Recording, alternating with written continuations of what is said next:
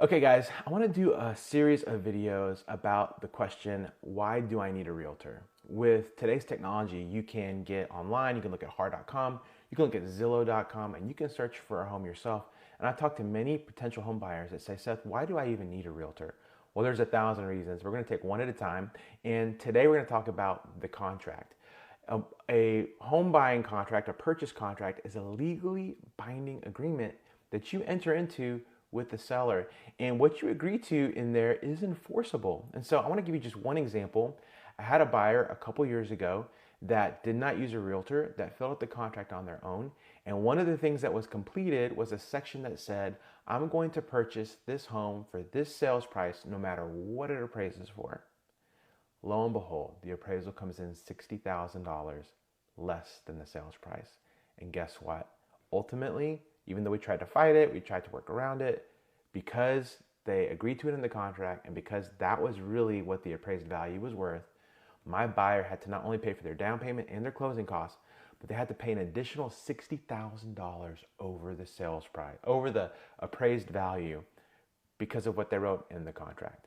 They had to spend way more money than they were expecting to. And it's because nobody was there to help them, navigate them, fight on their behalf. Listen, if a seller has an agent listing that home for them, they have representation. They have somebody helping them fill out the contract. You need somebody helping you.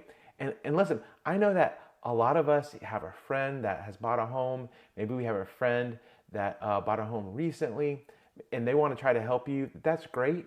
But that's like saying, I went to the doctor once, so I know how to do heart surgery.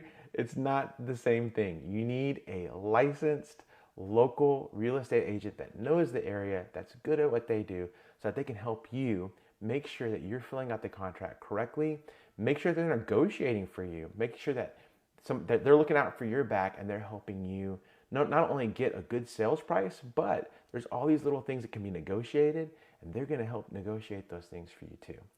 If you don't know who to use for a realtor, reach out to me. I know dozens and dozens, and there are several that I know and trust that I would use for my own home. And so I'd be happy to connect you with them. If you're a realtor and you've seen some of these purchase conundrums or purchase disasters, whatever you want to call them, comment below. I would love to hear about them. And I think it's good for buyers to see what could go wrong if they don't use an agent. And of course, if you need anything on the mortgage side, I'm here and I'm ready to help. Hope you guys are having a fantastic start to 2024.